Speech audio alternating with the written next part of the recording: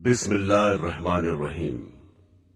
خواتین و حضرات، ٹی وی اور عذاب قبر، مرنے کے بعد کیا ہوگا اور دوزخ کے حالات، کیسٹس کی بے پناہ مقبولیت اور کامیابی، قیامت کب آئے گی؟ برادران اسلام، آج میں آپ کو رسول کریم حضرت محمد مصطفیٰ صلی اللہ علیہ وسلم کے ارشادات اور پیشن گوئیوں کی روشنی میں قرب قیامت کی چند نشانیوں کے بارے میں گفتگو کرنے جا رہا ہوں، جن میں سے بعض پوری ہو چکی ہیں، کچھ پوری ہو رہی ہیں اور بعض آئندہ پوری ہوں گی۔ حضرت علی رضی اللہ تعالی عنہ فرماتے ہیں کہ رسول خدا صلی اللہ علیہ وسلم نے فرمایا کہ عنقریب لوگوں پر ایسا زمانہ آئے گا کہ اسلام کا صرف نام باقی رہے گا اور قرآن کی صرف رسم باقی رہ جائے گی۔ ان کی مسجدیں نقش و نگار، ٹائل، برقی پنکھوں وغیرہ سے آباد ہوں گی اور ہدایت کے اعتبار سے ویران ہوں گی۔ ان کے علماء آسمان کے نیچے رہنے والوں میں سب سے زیادہ برے ہوں گے۔ ان علماء سے فتنے پیدا ہوں گے اور پھر ان میں واپس آ جائیں گے۔ اسلام کا صرف نام باقی رہے گا، یعنی اسلامی چیزوں کے نام ہی لوگوں میں رہ جائیں گے اور ان کی حقیقت باقی نہ رہے گی، جیسا کہ آج کل نماز، روزہ، زکوٰۃ، حج وغیرہ کے بس نام ہی باقی ہیں اور ان کی حقیقت اور روح اور ادائیگی کے وہ طریقے اور کیفیتیں باقی نہیں ہیں جو رسول خدا صلی اللہ علیہ وسلم سے منقول ہیں، اور کروڑوں مسلمان ان سے کورے ہیں۔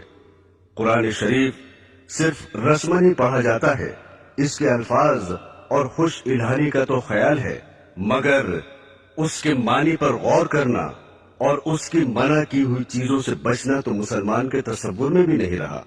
مسجدیں زیب و زینت سے خوب آراستہ ہیں، دلکش فرش، قیمتی غالیچے، دیدہ زیب فانوس، عمدہ عمدہ ہنڈے اور آرام و راحت کی چیزیں مسجدوں میں موجود ہیں، مگر ہدایت سے خالی ہیں۔ مسجدوں میں دنیا کی باتیں، تانے، غیبتیں بے دھڑک ہوتی ہیں اور امام و مؤذن تو مسجدوں کو گھر ہی سمجھتے ہیں۔ علماء کے بارے میں جو یہ ارشاد فرمایا کہ علماء سے فتنہ نکلے گا اور ان میں واپس آ جائے گا، اس کا مطلب یہ ہے کہ علماء بگڑ جائیں گے اور رشد و ہدایت کی راہ چھوڑ دیں گے تو عالم میں فساد ہوگا، اور پھر اس کی زد میں علماء بھی آ جائیں گے، اور یہ بھی مطلب ہو سکتا ہے کہ علماء دنیا داروں اور ظالموں کی مدد کریں گے اور پیسے اینٹھنے کے لیے دنیا کی مرضی کے موافق مسئلے بتائیں گے، اور پھر دنیا دار ہی ان کا مزاج ٹھکانے لگا دیں گے۔ حضرات گرامی، دوسرے انسانوں کی طرح آج کل کے علماء بھی فکر آخرت سے خالی ہو گئے ہیں اور اس فانی زندگی کو اپنے علم کا مقصد بنا رکھا ہے۔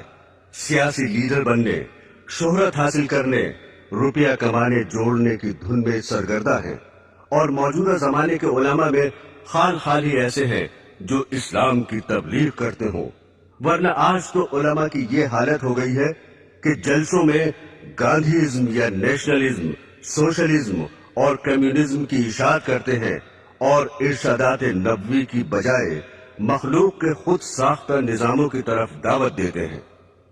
حضرت انس رضی اللہ تعالی عنہ فرماتے ہیں کہ رسول اللہ صلی اللہ علیہ وسلم نے ارشاد فرمایا کہ قیامت کی نشانیوں میں ایک یہ بھی ہے کہ لوگ مسجدیں بنا کر فخر کریں گے۔ آج کل یہی حال ہے، اور بقول حضرت ابن عباس رضی اللہ تعالی عنہ، تم ضرور مسجدوں کو یہود و نصار کی طرح سجاؤ گے۔ دل کو منتشر کرنے والے رنگ برنگ کے ٹائل، جھاڑ، فانوس، ہانڈیاں، دل فریب فرش اور بیش بہا پردے، اور دوسرا زیب و زینت اور آرام و راحت کی چیزیں مسجدوں میں موجود ہیں، اور ان دنیاوی چیزوں نے مسجدوں میں پہنچ کر اوقات نماز کے علاوہ مسجدوں کو مقفل کرنے پر مجبور کر دیا ہے، اور حفاظت کے لیے مستقل نگرانوں اور چوکیداروں کی ضرورت پیدا کر دی ہے۔ مسجدیں ان دنیاوی چیزوں سے آباد ہیں اور نمازیوں سے خالی ہیں۔ جو نمازی ہیں وہ مسجدوں میں دنیا کی باتوں میں مشغول رہتے ہیں۔ مسجدوں میں نہ تعلیمی حلقے ہیں، نہ دینی مشورے ہیں، न जिक्र तिलावत से आबाद है। हालांकि मस्जिद रसूल अकरम सल्लल्लाहु अलैहि वसल्लम और हजरात खुलफाए राशिदीन के जमाने में दीन और दीनियात की तरक्की के कामों में और उससे मुताल्लिक मशवरों का मरकज थी। एक रवायत में है कि जब तुम अपनी मस्जिद को सजाने लगो और कुरानों को दीदा जेब बनाने लगो तो समझ लो तुम्हारी हलाकत का वक्त करीब है। हुजूर सल्लल्लाहु अलैहि वसल्लम ने इरशाद फरमाया कि एक जमाने में ऐसे लोग होंगे जिनकी दुनियावी बातें उनकी मस्जिदों में हुआ करेंगी। तुम उनके पास न बैठना क्योंकि खुदा को उनकी कोई जरूरत नहीं है। हजरत अनस रजी अल्लाह ताला अन्हु फरमाते हैं कि रसूल खुदा सल्लल्लाहु अलैहि वसल्लम ने इरशाद फरमाया कि लोगों पर एक ऐसा जमाना आएगा कि दीन पर जमने वाला उनमें ऐसा होगा जैसे हाथ में चिंगारी पकड़ने वाला हो। ये जमाना इस वक्त मौजूद है क्योंकि हर तरफ बददीनी और बेहयाई और फहशकारी की फजा है, सरकशी का माहौल है। अव्वल तो दीनदार रहे ही नहीं, और अगर कोई दीन पर अमल करना चाहता है तो अहले मुल्क अहले वतन अजीज व अकरबा आड़े आ जाते हैं। बीवी कहती है कि तनख्वाह में मेरा पूरा नहीं पड़ता, दुनिया रिश्वत ले रही है, तुम बड़े परहेजगार बने हुए हो। हम उम्र मजाक उड़ा रहे हैं कि दाढ़ी रखकर मुल्ला बन गए, झाड़ सा लगाए फिर रहे हो। रेल में या लारी में सफर कर रहे हैं और एक शख्स नमाज पढ़ना चाहता है, मगर उसके लिए न रेल ठहर सकती है न लारी रुक सकती है। लेकिन अगर किसी को कुछ दुनियावी नुकसान हो जाए तो सब हमदर्दी के लिए हाजिर हैं। आजकल दीनदारी अख्तियार करना सारी दुनिया से लड़ाई मोल लेने के मुतरादिफ है। दीन का दर्द पैदा करने और बददीनी की फजा में निकलने की कुव्वत हासिल करने के लिए खानकाहों और दीनदारों की मजलिसों में शिरकत करना बहुत ही जरूरी है। जब इंसान बददीनी के माहौल से मासियत इख्तियार कर सकता है तो दीनदारी की फजा में पहुंचकर नेक भी बन सकता है। अगर किसी वजह से दीनदारों से दूर हो तो बददीनों से भी दूर रहे। इसी हकीकत के पेश नजर रसूल खुदा सल्लल्लाहु अलैहि वसल्लम ने इरशाद फरमाया कि अनकरीब ऐसा होगा कि मुसलमान का बेहतरीन माल चंद बकरियां होंगी जिन्हें लेकर पहाड़ की चोटियों और जंगलों में चला जाएगा, और इस सूरत से अपना दीन बचाने के लिए फितनों से भागेगा। एक और हदीस में है कि रसूल खुदा सल्लल्लाहु अलैहि वसल्लम ने इरशाद फरमाया कि अनकरीब फितने पैदा होंगे, उस वक्त बैठा हुआ खड़े हुए से बेहतर होगा, क्योंकि बैठा हुआ शख्स बनिस्बत खड़े हुए शख्स के फितने से दूर होगा, और खड़ा हुआ चलने से बेहतर होगा, और चलने वाला दौड़ने वाले से बेहतर होगा। जो शख्स फितनों की तरफ नजर उठाकर देखेगा, फितने उसे उचक लेंगे। फितने के वक्त इबादत खुदाबंदी में मशगूल होना बहुत ज्यादा फजीलत रखता है। रसूल खुदा सल्लल्लाहु अलैहि वसल्लम ने इरशाद फरमाया कि कत्ल के जमाने में इबादत करना मेरी तरफ हिजरत करने के बराबर है। मेरे दीनी बहनों और भाइयों, हजरत सुबान रजी अल्लाह ताला अन्हु फरमाते हैं कि एक मर्तबा रसूल खुदा सल्लल्लाहु अलैहि वसल्लम ने इरशाद फरमाया कि एक ऐसा जमाना आने वाला है कि कुफ्र और बातिल की जमातें तुम्हें खत्म करने के लिए आपस में एक दूसरे को इस तरह बुलाकर जमा कर लेंगे जैसे खाने वाले एक दूसरे को बुलाकर प्याले के आसपास जमा हो जाते हैं। ये सुनकर एक साहब ने सवाल किया, क्या हम उस रोज कम होंगे? आपने फरमाया, नहीं, बल्कि तुम उस रोज तादाद में बहुत होगे, लेकिन घास के उन तिनकों की तरह होगे जिन्हें पानी का सैलाब बहा कर ले जाता है। फिर इरशाद फरमाया, खुदा जरूर जरूर तुम्हारे दुश्मनों के दिल से तुम्हारा रोग निकाल देगा, और यकीनन वो तुम्हारे दिलों में काहिली और सुस्ती डाल देगा। एक साहब ने अर्ज किया, सुस्ती का क्या सबब होगा? इस पर आपने इरशाद फरमाया कि दुनिया यानी मालो दौलत से मोहब्बत करने लगोगे और मौत को मकरूह समझोगे। बरसों से ये पेशनगोई حرف بحرف صادق ہو رہی ہے، اور مسلمان آج اپنی اس حالت زار کو اپنی آنکھوں سے دیکھ رہے ہیں کہ کوئی قوم انہیں نہ عزت و وقت کی نگاہ سے دیکھتی ہے، نہ دنیا میں ان کا رہنا گوارا کرتی ہے۔ ایک وہ بھی زمانہ تھا کہ دوسری قومیں اپنے اوپر مسلمانوں کو حکمراں دیکھنا چاہتی تھیں۔ ایک دور یہ ہے کہ غیر مسلم اقوام مسلمان کو اپنے قلم رو میں رکھنا بھی پسند نہیں کرتی۔ تمام دنیا کے مسلمان ایک ہی وقت میں ایک دم ختم ہو جائے، یہ تو ہرگز کبھی نہیں ہوگا، جیسا کہ پہلے پیشن گوئی گزر چکی ہے۔ البتہ ایسے واقعات گزر چکے ہیں کہ کسی ملک میں جہاں مسلمان خود حکمراں تھے، انقلاب کے بعد وہ وہاں سے جان بچا کر بھی نہ جا سکے۔ اسپین اس کی زندہ اور مشہور مثال ہے۔ مسلمانوں کو آج ذلت و خاری کا منہ کیوں دیکھنا پڑ رہا ہے، اور کروڑوں کی تعداد میں ہوتے ہوئے بھی کیوں غیروں کی طرف تک رہے ہیں؟ اس کا جواب خود ہادی عالم صلی اللہ علیہ وسلم کے ارشاد میں موجود ہے کہ دنیا کی محبت اور موت کے خوف کے باعث یہ حال ہو رہا ہے۔ جب مسلمان دنیا کو محبوب نہ سمجھتے تھے اور جنت کے مقابلے میں جو موت کے بغیر نہیں مل سکتی، دنیا کی زندگی ان کی نظروں میں کچھ بھی حقیقت نہ رکھتی تھی، اس لیے وہ موت سے ڈرتے نہ تھے۔ حالانکہ تعداد میں کم تھے، لیکن دوسری قوموں پر حکمراں رہے اور اللہ کی راہ میں جہاد کر کے غیروں کے دلوں تک پر حکومت کرنے لگے۔ آج بھی جو ہمارا حال ہے ہم اسے خود بدل سکتے ہیں، بشرطے کہ پچھلے مسلمانوں کی طرح دنیا کو ذلیل اور موت کو عزیز از جان سمجھنے لگے، ورنہ ذلت اور بڑھتی ہی رہے گی۔ حضرات گرامی، حضرت ابو ہریرہ رضی اللہ تعالی عنہ فرماتے ہیں کہ رسول خدا صلی اللہ علیہ وسلم نے ارشاد فرمایا کہ قیامت کی نشانیوں میں سے یہ بھی ہے کہ علم اٹھ جائے گا، جہالت بہت بڑھ جائے گی، زنا کی کثرت ہوگی، شراب بہت پی جائے گی، مرد کم ہو جائیں گے، عورتیں اس قدر زیادہ ہو جائیں گی کہ 50 عورتوں کی خبرگیری کے لیے ایک ہی مرد ہوگا۔ اس حدیث میں جو کچھ ارشاد فرمایا ہے اس وقت ہو بہو ہو رہا ہے۔ البتہ عورتوں کی ابھی اتنی زیادتی نہیں ہوئی جتنی اس حدیث میں درج ہے، مگر یورپ کی جنگیں ان قریب ہی اس پیشن گوئی کو سچا کر دکھانے والی ہیں۔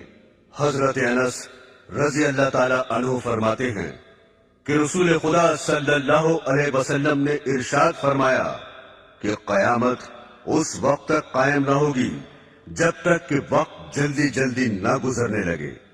پھر اس کی تشریح فرمائی کہ 1 سال 1 ماہ کے برابر ہوگا، اور 1 ماہ 1 ہفتے کے برابر ہوگا، اور 1 ہفتہ 1 دن کے برابر ہوگا، اور 1 دن 1 گھڑی کے برابر ہوگا، اور 1 گھڑی ایسے گزر جائے گی جس طرح آگ کا شعلہ یکایک بھڑک کر ختم ہو جاتا ہے۔ برادران اسلام، قرب قیامت کی نشانیوں میں سے یہ بھی ہے کہ سود عام ہوگا اور حلال و حرام کا خیال نہ کیا جائے گا۔ حضرت ابو ہریرہ رضی اللہ تعالی عنہ فرماتے ہیں کہ رسول خدا صلی اللہ علیہ وسلم نے ارشاد فرمایا کہ لوگوں پر ایک ایسا زمانہ آئے گا کہ انسان یہ پرواہ نہ کرے گا کہ اس نے حلال حاصل کیا یا حرام لیا۔ بعض لوگ کہہ دیتے ہیں آج کل حلال تو ملتا ہی نہیں، لیکن یہ سمجھنا کہ حلال آج کل ملتا ہی نہیں نفس کا دھوکہ ہے، چونکہ حلال کا دھیان رکھنے کی وجہ سے انسان قیود و حدود میں بندھ جاتا ہے، اور بقول حضرت سفیان ثوری رحمت اللہ علیہ حلال میں فضول خرچی کی گنجائش نہیں ہوتی اور عیش و مستی کی زندگی گزارنے کا موقع نہیں ملتا، اس لیے نفس یہ تعبیر سمجھاتا ہے کہ آج کل حلال تو ملتا ہی نہیں، لہذا حرام حلال کا خیال فضول ہے۔ لیکن جن بندوں کے دل میں خدا کا خوف ہے اور جنہوں نے سرور عالم صلی اللہ علیہ وسلم کا فرمان کہ جنت میں وہ گوشت داخل نہ ہوگا جو حرام سے بڑھا ہو، جو گوشت حرام سے بڑھا ہو دوزخ اس کی زیادہ مستحق ہوگی۔ اگرچہ حلال ان کو زیادہ نہیں ملتا، اور حلال طلب کرنے والوں کی بسا اوقات دنیاوی ضرورتیں بھی رکی رہتی ہیں، لیکن آخرت کے بے پناہ عذاب سے بچنے کے لیے دنیا کی جلدی ختم ہو جانے والی تکلیفوں کا برداشت کرنا ہر عقل مند کے لیے ضروری اور لازمی ہے۔ یہاں یہ بات بھی قابل غور ہے کہ حلال ملنے کی دقت بھی تو خود ہماری ہی پیدا کرتا ہے۔ اگر تقویٰ اور پرہیزگاری کی طرف لوگوں کا رخ ہو جائے اور سب حلال کمانے کی فکر کرے تو جو مشکلات آج پیدا ہو رہی ہیں وہ کسب حال میں ہرگز پیش نہ آئیں، مگر حال یہ ہے کہ جو دیندار اور پرہیزگار سمجھے جاتے ہیں، برس ہا برس کے نمازی ہیں، وہ بھی کمانے کے سلسلے میں مفتی صاحب کی خدمت میں یہ معلوم کرنے کے لیے نہیں پہنچتے کہ میں یہ تجارت کرنا چاہتا ہوں یا فلاں محکمے میں مجھے ملازمت مل رہی ہے، یہ جائز ہے یا ناجائز۔ حالانکہ شریعت میں ہر محکمے اور ہر معاملے کے احکام موجود ہیں۔ حضرت موسیٰ علیہ السلام کی شریعت کے ساتھ یہود کا یہی معاملہ تھا کہ بعض پر عمل کرتے اور بعض کو پس پشت ڈال رکھا تھا۔ اس حقیقت کو خداوند قدوس نے یوں ارشاد فرمایا ہے، کیا خدا کی کتاب کے ایک حصے پر تمہارا ایمان ہے اور تم اسی کتاب کے کچھ حصوں کا انکار کرتے ہو؟ رسول اللہ صلی اللہ علیہ وسلم نے ارشاد فرمایا کہ لوگوں پر ضرور ایک ایسا دور آئے گا کہ کوئی شخص ایسا باقی نہ رہے جو سود کھانے والا نہ ہو، اور اگر سود بھی نہ کھائے گا تو اسے سود کا دھواں اور بعض روایات میں غبار پہنچ جائے گا۔ یہ پیشن گوئی بھی اس وقت صادق آ رہی ہے۔ بینکوں سے تعلق رکھنے والوں اور بینک کے ذریعے کاروبار چلانے والوں کو اور پھر ان سے شرکت یا ملازمت کے ذریعے روپیہ حاصل کرنے والوں کو شمار کر لو، پھر دیکھو کہ سود سے یا اس کے اثر سے کون بچ رہا ہے۔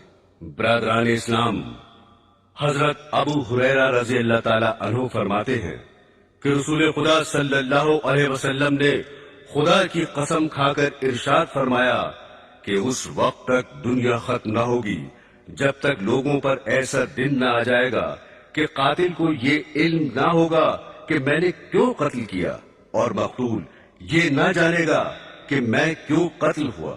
کسی نے عرض کیا ایسا کیوں ہوگا؟ ارشاد فرمایا فتنوں کی وجہ سے قتل بہت ہی زیادہ ہوگا۔ پھر ارشاد فرمایا ان فتنوں میں قتل کرنے والا اور قتل ہونے والا دونوں جہنم میں داخل ہوں گے۔ حضرات گرامی، قاتل کا دوستی ہونا تو ظاہر ہے کہ اس نے ناحق دوسرے کا خون کیا، اور مقتول کے دوستی ہونے کی وجہ دوسری حدیث میں یہ آئی ہے کہ چونکہ وہ بھی دوسرے کو قتل کرنے کی فکر میں لگا ہوا تھا اس لیے وہ بھی دوستی ہوگا۔ میرے عزیزوں، آج کل جس قدر قتل واقع ہو رہے ہیں عموماً ان کی وجہ فطروں کے سوا کچھ نہیں ہوتی۔ قومی عصبیت اور فرقہ پرستی کے باعث ہزاروں جانیں ختم ہو جاتی ہیں، اور قاتل کو مقتول کی خبر نہیں ہوتی، نہ مقتول کو قاتل کا پتہ چلتا ہے۔ دوسرے فرقے کا جو شخص ہاتھ لگا ختم کر ڈالا۔ چند انسانوں کے نظریوں کی جنگ نے ایسے ایسے آلات جنگ تیار کر لیے ہیں کہ شہر کے شہر ذرا ہی دیر میں فنا کے گھاٹ اترتے چلے جاتے ہیں۔ پھر تعجب یہ ہے کہ ہر فریق یہ کہتا ہے کہ ہم امن چاہتے ہیں۔ برادران اسلام، حضرت عمر اور حضرت ابو ہریرہ رضی اللہ تعالی عنہما سے روایت ہے کہ رسول خدا صلی اللہ علیہ وسلم کی خدمت میں آ کر ایک صاحب نے دریافت کیا کہ قیامت کب آئے گی؟ آپ نے ارشاد فرمایا کہ میں اور تم اس معاملے میں برابر ہیں، یعنی اس کا جیسے تمہیں پتہ نہیں مجھے بھی علم نہیں۔ ان صاحب نے عرض کیا تو اس کی نشانیاں ہی بتا دیجئے۔ آپ نے ارشاد فرمایا اس کی بعض نشانیاں یہ ہیں کہ عورتیں ایسی لڑکیاں جننے لگیں جو ان ماؤں پر حکم چلائیں، اور تم دیکھو گے کہ ننگے پیر اور ننگے بدن والے تنگ دست اور بکریاں چلانے والے مکانات کی بلندی پر فخر کریں گے۔ یہ حضرت عمر کی روایت کے الفاظ ہیں، اور حضرت ابو ہریرہ رضی اللہ تعالی عنہ کی روایت میں ہے کہ آپ نے فرمایا، جب تم ننگے پیر اور ننگے بدن والوں، گونگوں بہروں کو زمین کا بادشاہ دیکھو، اس وقت قیامت قریب ہوگی۔ مکانات کی بلندی پر فخر کرنا اور ایسی اولاد کا پیدا ہو جانا جو والدین پر حکم چلائے، اس دور میں ہو بہو موجود ہے۔ جو اہل ثروت اور سرمایہ دار ہے وہ تو بڑی بڑی بلڈنگیں بناتے ہیں ہی، مگر جن کے پاس کھانے پہننے کو بھی نہیں، وہ بھی پیٹ کاٹ کاٹ کر اور قرض لے لے کر اپنے گھروں کی عمارت اونچی بنانے کی فکر میں رہتے ہیں۔ جہاں انسان کے اور اوصاف کی تعریف کی جاتی ہے، وہاں عمدہ مکان، بیٹھک اور بنگلے کا مالک ہونا بھی زبان پر آ جاتا ہے۔ ننگے بدن اور ننگے پیر والے بادشاہ تو ابھی موجود نہیں ہوئے، آئندہ ضرور ہوں گے، جیسا کہ سرور عالم صلی اللہ علیہ وسلم نے خبر دی ہے۔ البتہ ایسے حکمراں اس وقت بھی موجود ہیں جنہیں گونگا اور بہرا کہنا بالکل صحیح ہے، کیونکہ ان میں نہ حق سننے کی صلاحیت ہے نہ حق کہنے کی قابلیت ہے۔ ان کے مخالف اخباروں اور لیڈران ان کو حق پر لانے کی بہت کوشش کرتے ہیں، مضامین اور آرٹیکلز لکھ کر جھنجھوڑتے ہیں، مگر وہ اپنی کجروی کو چھوڑنے کے لیے ذرا بھی ٹس سے مس نہیں ہوتے۔ ان کی گویائی کا یہ عالم ہے کہ تقریروں اور بیانوں میں اس قدر صاف اور صریح جھوٹ بول جاتے ہیں کہ اخبارات ان کے جھوٹ کی داد دیتے دیتے تھک جاتے ہیں، اور عوام کے دلوں سے اپنے حکمرانوں کی بات کا اعتماد اٹھتا چلا جاتا ہے۔ پھر نااہل اس قدر ہے کہ جو محکمہ ان کے سپرد کیا جاتا ہے، روپے کی تنخواہ بٹورنے کے شوق میں اسے قبول تو کر لیتے ہیں، مگر محکمے کی ذمہ داریوں کو پوری طرح انجام دینے سے قاصر رہتے ہیں۔ بخاری شریف میں ہے کہ رسول خدا صلی اللہ علیہ وسلم کی خدمت میں حاضر ہو کر ایک دیہاتی نے سوال کیا کہ قیامت کب آئے گی؟ آپ نے ارشاد فرمایا، جب امانت داری جاتی رہے تو قیامت کا انتظار کرنا۔ سائل نے دوبارہ دریافت کیا کہ امانت داری کیسے ضائع ہوگی؟ ارشاد فرمایا، جب عہدے نااہلوں کے سپرد کر دیے جائیں، جیسے صدارت، قیادت، حکومت، وزارت، تدریس، امامت، خطابت وغیرہ، تو قیامت کا انتظار کرنا، یعنی جب ایسا ہوگا تو امانت داری بھی ضائع کر دی جائے گی۔ اس ارشاد سے معلوم ہوا کہ نالائق حکمرانوں کے علاوہ دوسرے عہدوں پر فائز ہونے والے بھی نااہل ہوں گے۔ چنانچہ آج کل موجود ہیں فاسق، بخیل، بدکار اور بد اخلاق لوگ بڑے بڑے عہدوں پر فائز ہیں۔ جو لوگ معزز اور اہل عقل سمجھے جاتے ہیں، دولت و ثروت کی وجہ سے انہیں بڑا آدمی کہا جاتا ہے۔ ان کے افعال و کردار بسا اوقات اخباروں میں شائع ہوتے ہیں تو پتہ چلتا ہے کہ اس دور کے بڑوں کی بدکاری کس درجہ بڑھی ہوئی ہے، اور سید عالم صلی اللہ علیہ وسلم کا ارشاد گرامی، اس وقت تک قیامت قائم نہ ہوگی جب تک دنیا کا سب سے زیادہ حصہ ایسے شخص کو نہ مل جائے جو خود بھی کمینہ ہوگا اور اس کا باپ بھی کمینہ ہوگا۔ جلد ہی دنیا پر صادق آنے والا ہے۔ اس وقت انسانوں میں بلند اخلاق والے انسان بہت ہی کم ہیں، اور وہ وقت موجود ہے جس کا بخاری شریف میں ذکر ہے کہ رسول خدا صلی اللہ علیہ وسلم نے ارشاد فرمایا کہ لوگ یکے بعد دیگرے ختم ہوتے جائیں گے اور بیکار لوگ رہ جائیں گے، جیسے ردی، جو یا کھجور کا کوڑا رہ جاتا ہے، خدا ان کی ذرا پرواہ نہ کرے گا۔ فرمایا نبی کریم صلی اللہ علیہ وسلم نے کہ میرے رب نے مجھے تمام جہانوں کے لیے رحمت اور ہادی بنا کر بھیجا ہے، اور مجھے حکم دیا ہے کہ گانے بجانے کا سامان اور بت اور صلیب اور جاہلیت کی چیزوں کو مٹا دو۔ حضرات گرامی، آج کل گانا بجانا زندگی کا اہم جزو بنا ہوا ہے، اور ازدواجی زندگی کا معیار بھی اس قدر بدل گیا کہ شوہر و بیوی کے انتخاب کے لیے دیندار اور خدا ترس ہونا نہیں دیکھا جاتا، بلکہ مرد نازنین رقاصہ ڈھونڈتا ہے اور بیوی کو ہیرو درکار ہوتا ہے۔ مال و زر کی ہوس میں شریف زادیاں خاندانی عزت کو خاک میں ملا کر سٹیج پر آ رہی ہیں۔ کمپنی کے ایجنٹ اور دلال بہلا پھسلا کر انہیں تباہ و برباد کرتے ہیں۔ ایک ایکٹریس اپنے حسن کے جنون میں ہر وہ حرکت کر گزرتی ہے جو نہیں کرنی چاہیے۔ جب پوسٹروں اور اخباروں میں اس کا تعارف کرایا جاتا ہے اور اس کے رقص کی تعریف کی جاتی ہے تو اس کا دل اور بڑھتا ہے اور بے حیائی کے اور زیادہ مراتب طے کرتی چلی جاتی ہے۔ ضرورت زمانہ کو دیکھ کر اب تو بعض اسکولوں میں بھی رقص کی باقاعدہ تعلیم دی جا رہی ہے۔ ریڈیو گھر گھر اچھی باتیں اور عمدہ اخلاق کی تعلیمات پہنچانے کا بہترین ذریعہ ہے، مگر اس میں بھی اچھی تقریریں کبھی کبھی ہوتی ہیں اور گانے ہر وقت ہوتے رہتے ہیں۔ افسوس کہ اس دور کے ذمہ دار انسان بھی اصلاحی پروگراموں کو لے کر آگے نہیں بڑھتے، اور مزید تعجب یہ ہے کہ جو اسلامی اسٹیٹ کہلاتی ہیں وہاں بھی گانے بجانے، عیش و آرام کے آلات، تھیٹر اور سنیما پر کوئی پابندی نہیں ہے۔ حضرت ابو ہریرہ رضی اللہ تعالی عنہ فرماتے ہیں کہ رسول خدا صلی اللہ علیہ وسلم نے ارشاد فرمایا کہ دوستیوں کے دو گروہ پیدا ہونے والے ہیں جنہیں میں نے نہیں دیکھا کیونکہ وہ ابھی پیدا نہیں ہوئے۔ پھر اس کی تشریح کرتے ہوئے فرمایا کہ ایک گروہ تو ایسا پیدا ہوگا جو بیلوں کی دموں کی طرح لمبے لمبے کوڑے لیے پھریں گے اور ان سے لوگوں کو مارا کریں گے، صبح شام اللہ کے غصے اور ناراضگی و لعنت میں پھرا کریں گے۔ دوسرا گروہ ایسی عورتوں کا پیدا ہوگا جو کپڑے پہنے ہوئے بھی ننگی ہی ہوں گی، غیر مردوں کو اپنی طرف مائل کریں گی اور خود بھی ان کی طرف مائل ہوں گی۔ ان کے سر اونٹوں کی جھکی ہوئی پشتوں کی طرح ہوں گے، نہ جنت میں داخل ہوں گی نہ جنت کی خوشبو سونگھیں گی، حالانکہ بلا شک و شبہ اس کی خوشبو اتنی دور سے آتی ہے۔ برادران اسلام، اس حدیث میں دو پیشن گوئیاں مذکور ہیں۔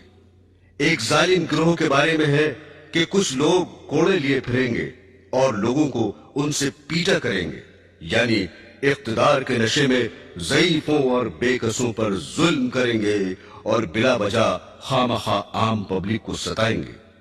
دوسری پیشن گوئی عورتوں کے حق میں ارشاد فرمائی ہے کہ آئندہ زمانے میں ایسی عورتیں موجود ہوں گی جو کپڑے پہنے ہوئے ہوں گی لیکن پھر بھی ننگی ہوں گی، یعنی اس قدر باریک کپڑے پہنیں گی کہ ان کے پہننے سے جسم چھپانے کا فائدہ حاصل نہ ہوگا، یہ کپڑا باریک تو نہ ہوگا مگر چست ہونے اور بدن کی ساخت پر کس جانے کی وجہ سے اس کا پہننا اور نہ پہننا برابر ہوگا۔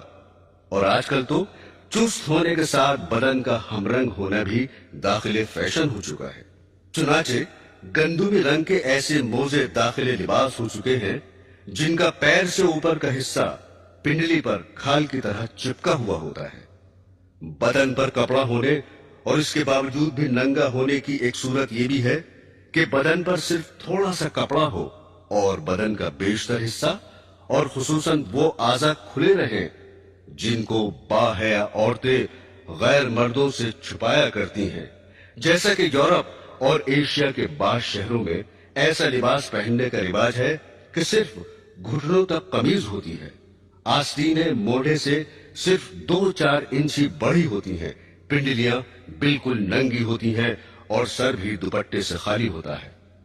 پھر فرمایا کہ یہ عورتیں مردوں کو اپنی طرف مائل کریں گی اور خود ان کی طرف مائل ہوں گی، یعنی ننگا ہونے کا رواج مفلسی کی وجہ سے نہ ہوگا بلکہ ان کی نیت مردوں کو بدن دکھانا اور ان کا دل لبھانا مقصود ہوگا، اور لبھانے کا دوسرا طریقہ یہ اختیار کریں گی کہ اپنے سروں کو جو دوپٹوں سے خالی ہوں گے مٹکا کر چلیں گی، جس طرح اونٹ کی پشت کا بالائی حصہ تیز رفتار کے وقت زمین کی جانب جھکا رہتا ہے۔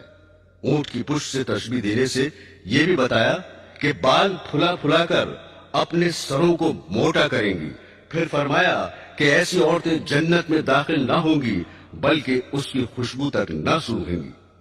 شریعت اسلامیہ نے زناکاری سے بھی روکا ہے اور ایسی چیزوں سے بھی روکا ہے جو زنا کی طرف بلانے والی ہیں، حتیٰ کہ اس کو بھی زنا فرمایا ہے کہ کوئی عورت تیز خوشبو لگا کر مردوں پر اس لیے گزرے کہ مرد اس کی خوشبو سونگھ لیں۔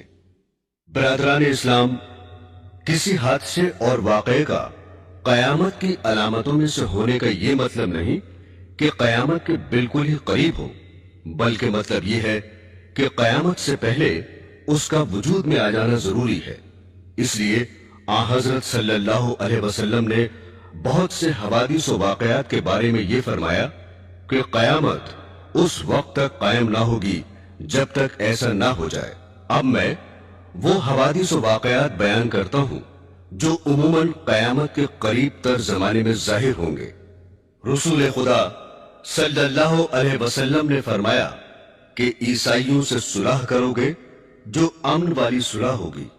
تم اور عیسائی آپس میں مل کر ایک دوسری عیسائی جماعت سے جنگ کرو گے، اس جنگ میں تمہاری فتح ہوگی، مال غنیمت ہاتھ لگے گا اور صحیح سالم واپس آ کر بڑے بڑے ٹیلوں والے میدان میں ٹھہرو گے جہاں درخت بہت ہوں گے۔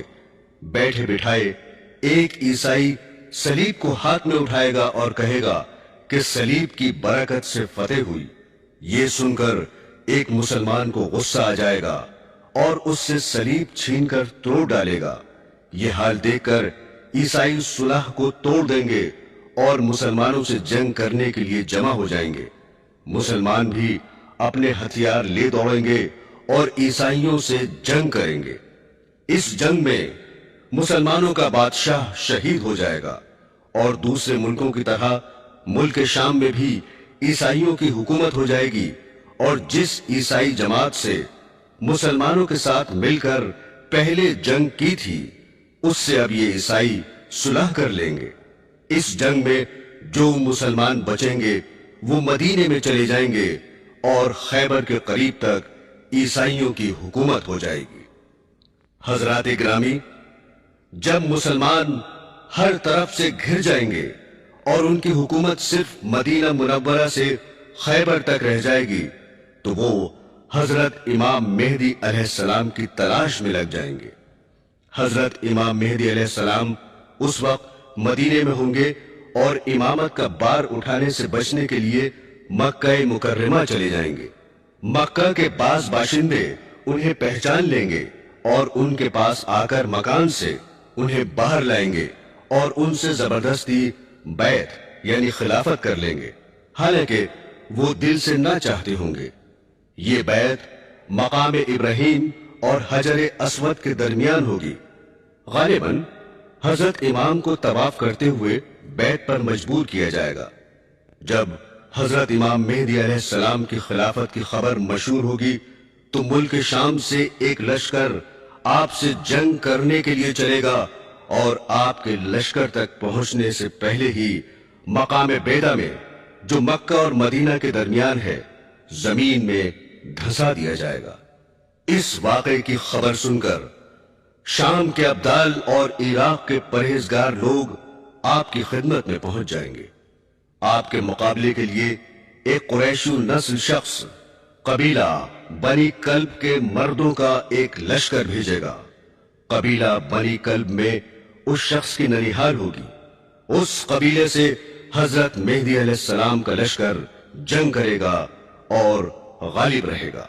حضرت امام مہدی علیہ السلام کے ظہور کے بارے میں رسول اللہ صلی اللہ علیہ وسلم نے فرمایا کہ اس امت پر ایک زبردست مصیبت آئے گی اور انسان ظلم سے بچنے کے لیے کوئی پناہ کی جگہ نہ پائے گا۔ اس وقت خدا میری نسل اور میرے خاندان میں سے ایک شخص پیدا فرمائے گا اور اس کے ذریعے زمین کو عدل اور انصاف سے بھر دے گا، جس طرح کہ وہ اس سے پہلے ظلم اور زیادتی سے بھری ہوئی ہوگی۔ یعنی ان سے پہلے لوگوں میں عدل و انصاف نام کو نہ ہوگا، ہر جگہ ظلم ہی ظلم چھایا ہوگا، اور ان کے آنے پر ساری دنیا انصاف سے بھر جائے گی۔ پھر فرمایا کہ ان کے عدل سے آسمان والے اور زمین والے سب راضی ہوں گے، اور اس زمانے کی نیکیوں اور عدل و انصاف کا یہ نتیجہ ہوگا کہ آسمان ذرا سا پانی بھی برسائے بغیر نہ چھوڑے گا اور خوب موسلادھار بارشیں ہوں گی. زمین بھی اپنے اندر سے تمام پھل پھول غلے اور ترکاریاں اگا دے گی، حتیٰ کہ اس قدر ارزانی اور غذاؤں کی بہتات ہوگی کہ زندہ لوگ مردوں کی تمنا کرنے لگیں گے کہ کاش ہمارے دوست احباب عزیز اور اقربا بھی زندہ ہو جاتے تو اس عیش اور خوشی کے زمانے کو دیکھ لیتے. حضرت امام مہدی علیہ السلام کے زمانے میں مال اس قدر کثیر ہوگا کہ ان سے اگر کوئی مال طلب کرے گا تو لپ بھر بھر کر اس کے کپڑے میں اتنا ڈال دیں گے جتنا وہ اٹھا کر لے جا سکے گا.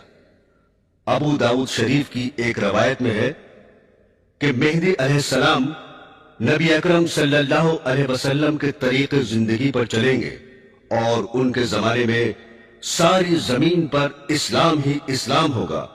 حضرت مہدی علیہ السلام 7 برس حکومت کریں گے، پھر وفات پا جائیں گے اور مسلمان ان کی نماز جنازہ پڑھیں گے. برادران اسلام، حضرت مہدی علیہ السلام کو کفار سے کئی جنگیں کرنی پڑیں گی.